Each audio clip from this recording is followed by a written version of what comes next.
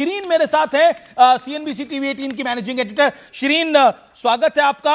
देखिए, अभी fine prints आना बाकी है इस ट्रेड डील की। रशियन ऑयल के साथ क्या होगा, वेनेजुएला ऑयल के साथ क्या होगा, लेकिन अगर हम इसको संक्षेप में समझाने की कोशिश करें हमारे आम व्यूअर के लिए, what does this mean to India? देखिए अमीश, सबसे पहले तो मैं ये बताना चाहूँगी कि आप इसको दो हिस्सों में देखिए।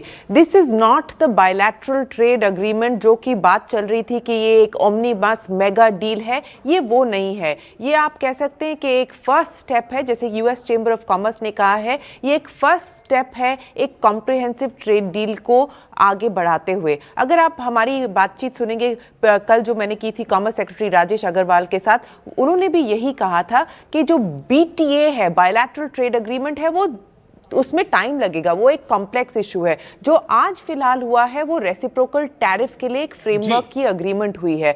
तो उस पे अगर हम बात करें तो 50% का जो हाईएस्ट टैरिफ रेट इंडिया पे था वो अब 18% हो जाएगा। अभी इफेक्टिव नहीं हुआ है, उसके लिए एग्जीक्यूटिव ऑर्डर साइन किए जाएंगे और किस किस प्रोडक्ट पे, किस किस आइटम पे वो लागू होगा उसका फाइन प्रिंट भी अभी हमें मिलना बाकी है। अब प्रेसिडेंट ट्रंप की अगर आप ट्रूथ सोशल की पोस्ट देखें तो उन्होंने कई क्लेम्स किए हैं कि इंडिया ने अश्योरेंस दी है कि रशियन ऑयल बंद हो जाएगा, जीरो हो जाएगा, कि इंडिया ने अश्योरेंस दिया है कि जीरो टैरिफ्स होंगे यूएस इंपोर्ट्स पे। तो ये सब देखना पड़ेगा कि किस प्रकार की हमने ये अश्योरेंसेस या कमिटमेंट्स दिए हैं या नहीं दिए हैं और किस आइटम पे दिए हैं, ये भी देखना पड़ेगा। एक बड़ी बात है अमीश, उन्होंने कहा है कि एग्री सेक्टर में भी हमने ये कमिटमेंट दिया है कि we will buy more. In fact अगर आप देखें तो एग्री सेक्रेटरी, यूएस की एग्री सेक्रेटरी ने भी एक ट्वीट डाली है थैंकिंग प्रेसिडेंट ट्रंप के आपने भारत का जो एग्रीकल्चर मार्केट है वो यूएस बिजनेस के लिए खोला है, यूएस फार्मर्स के लिए खोला है। तो किस प्रकार की कंसेशंस, किस प्रकार का ओपनिंग दिया गया है, वो चाहे सिलेक्ट आइटम्स पे है या थोड़ा ब्रॉड बेस्ड है, ये देखना भी बाकी है। अगर आप देखें तो चाहे प्रधानमंत्री का ट्वीट हो, कॉमर्स मिनिस्टर का ट्वीट हो या किसी और पॉलिसी मेकर का ट्वीट हो इंडिया के साइड से, तो अभी हमने फाइन प्रिंट में कुछ कहा नहीं है। ये अनुमान किया जा रहा है कि शायद कुछ घंटों में एक स्टेटमेंट जारी किया जाएगा, कॉमर्स मिनिस्ट्री जारी करेगी या मिनिस्ट्री ऑफ एक्सटर्नल अफेयर्स जारी करेगा, ये देखना बाकी है।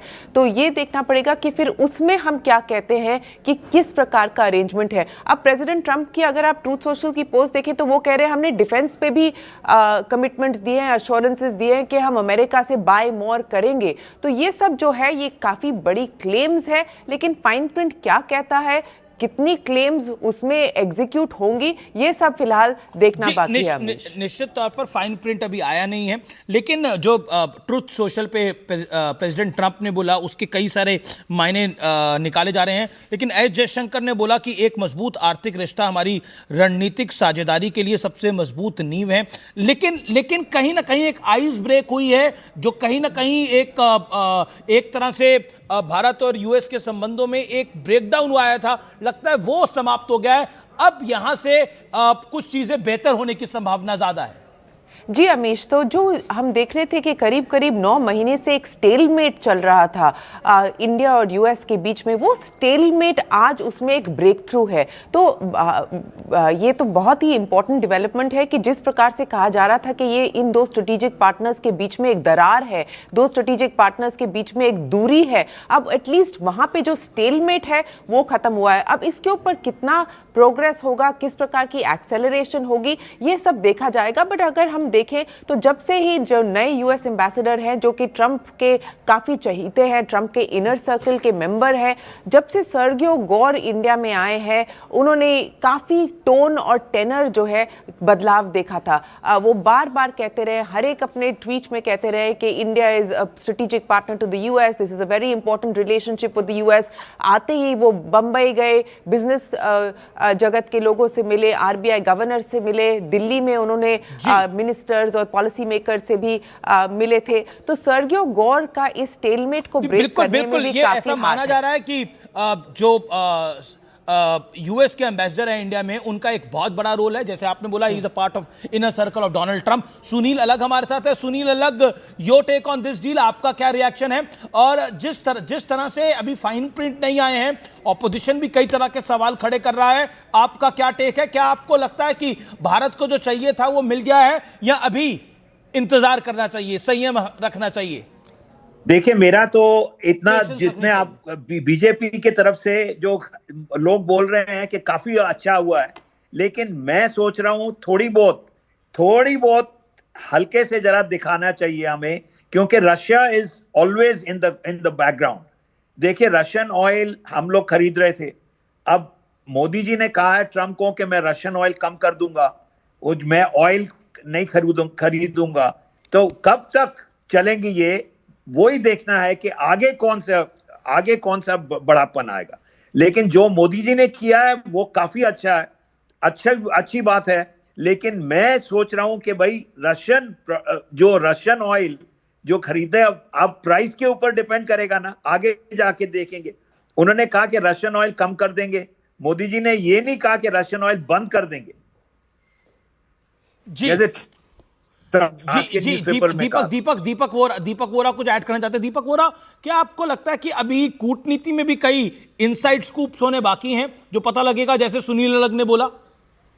वो आप बताएंगे ना हमें, आपका शानदार चैनल है, यू योरसेल्फ। और अभी मैं सुन रहा था आपकी इकोनॉमिक जो मैनेजिंग एडिटर है, that girl, she is brilliant, बहुत सही तरीके से। अब इतना बताता हूँ सर कि मैंने तो कई ट्रेड डील्स में पार्टिसिपेट खुद किया है, जब मैं राजदूत होता था कई देशों में। इसमें बहुत सी ऐसी चीजें होती हैं जो हम चुपचाप से करते हैं, हम शोर नहीं मचाते हैं, हम मेगाफोन डिप्लोमेसी प्रैक्टिस नहीं करते। ट्रंप ने हमें जो मर्जी कहा हो, उसके लोगों ने कहा कि आप तुम लॉन्ड्रोमैट हैं, रशियन पैसे के लिए ये कर रहे हैं वो कर रहे हैं, हमने जवाब नहीं दिया सर। जवाब देने से कोई फायदा नहीं है। तो इतना ही कहूंगा सर, ये डील हो चुकी है, आज तो खुशी का दिन है हमारे एक्सपोर्टर्स के लिए, हमारे बिजनेस पर्सन के लिए। और अभी थोड़ी सुनील कुछ सर, कहना एक चाह रहे हैं? मिनट के लिए, दीपक वोरा just की one बात minute, आपने सर। सुनी। मंगलवार है, बजरंग बली का दिन है, ये मैं ऐड कर रहा हूं। दीपक वोरा ने भी इस बात को पहले बोला, लेकिन आज खुशी का दिन है। सर मैं इतना कहना चाहता हूँ, सेलिब्रेट थोड़ा संभल के करना चाहिए, सुनील अलग।